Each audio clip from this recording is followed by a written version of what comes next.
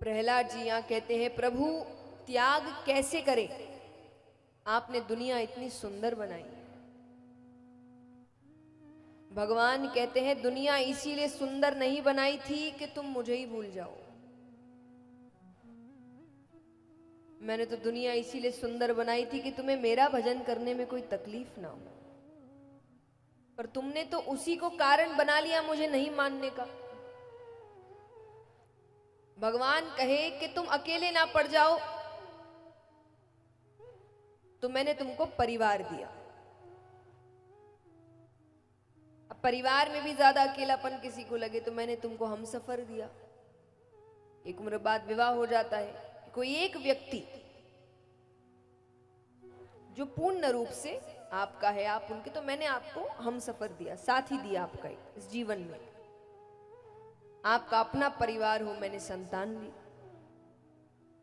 अपनी खुशियां बांट सको, रिश्तेदार दिए, मित्र दिए, अपना जीवन चला सको, काम दिया। पर तुमने तो इसी को अपने दुख का कारण बना लिया। आज किसी भी व्यक्ति को पूछो वो दुखी क्यों है, यही 3-4 कारण होते हैं। कोई परिवार से दुखी, कोई काम से दुखी, कोई बच्चों से दुखी, पति पत्नी से दुखी, पत्नी पति से दुखी। यही कारण है दुख के।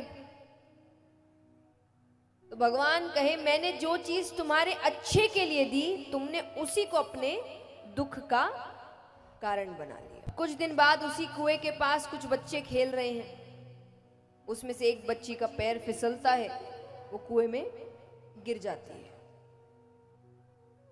मृत्यु हो गई उसकी। अब उस बच्ची के पिता कहे सेठ जी की वजह से मेरी बच्ची मरी, ना तो ये कुआं बनवाते ना बच्चे इसमें गिरते। तो सेठ जी ने कुआं इसीलिए बनवाया था कि बच्चे आए गिर जाए। हमारी गलती है, हमने बच्चों को कुएं के पास जाने दिया। तो ये संसार एक कुएं की तरह है।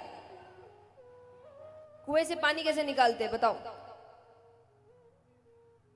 अंदर जाके रस्सी बांध के, रस्सी पे बाल्टी लगा के, बाहर खड़े रहकर बाल्टी से पानी खींचते हैं। तो संसार कुएं की तरह है।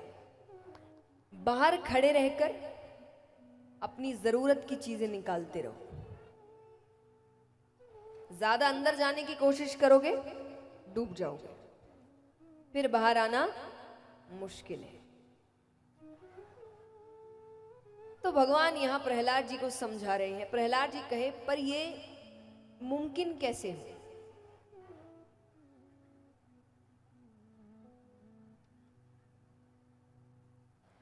तो यहां पर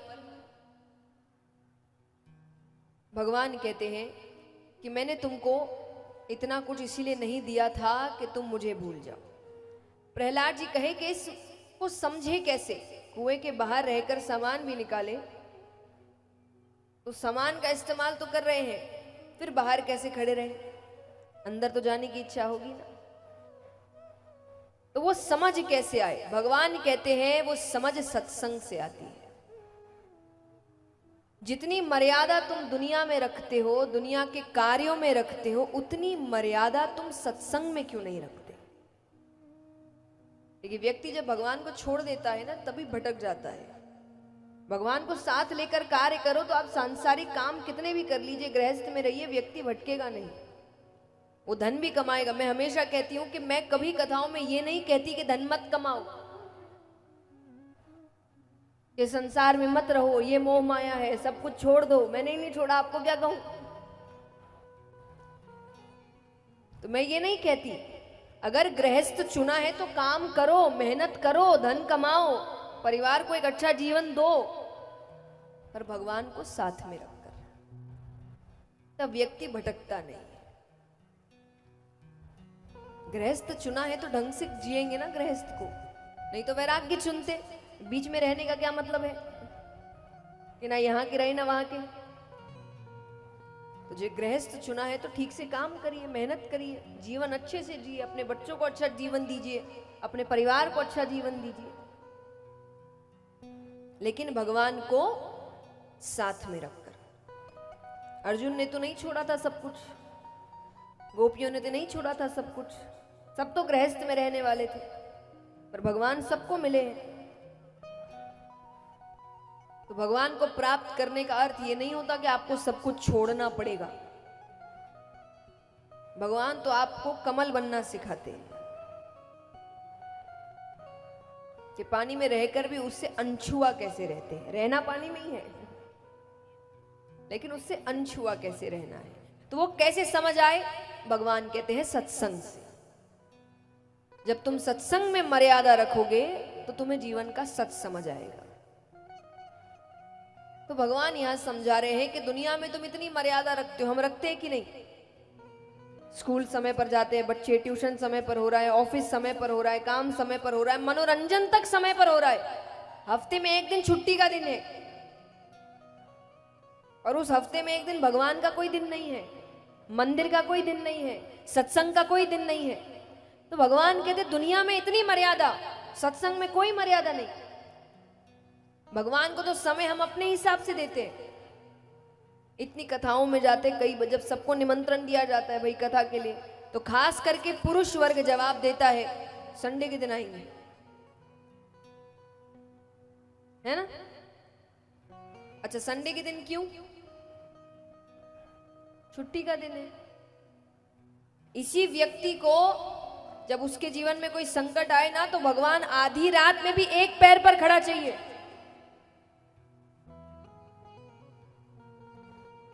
ड्रोन को पीछे रखे जब कथा चले,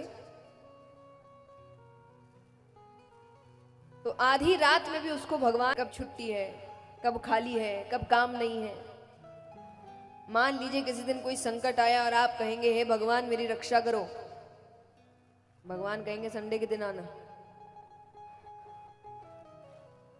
कैसा लगेगा आपको? बुरा लगेगा? उनको कैसा लगता होगा? कितना स्वार्थी है, अपने हिसाब से समय देता है। खुद को काम होगा तो कितना भगवान भगवान करता रहता है, और खुद को काम नहीं तो उनको कैसा लगता होगा ये देखकर? तो जितनी मर्यादा आप दुनिया में रखते हैं उतनी मर्यादा सत्संग में भी रखिए। भगवान कहते कुछ चीजों में बदली नहीं चलती। बदली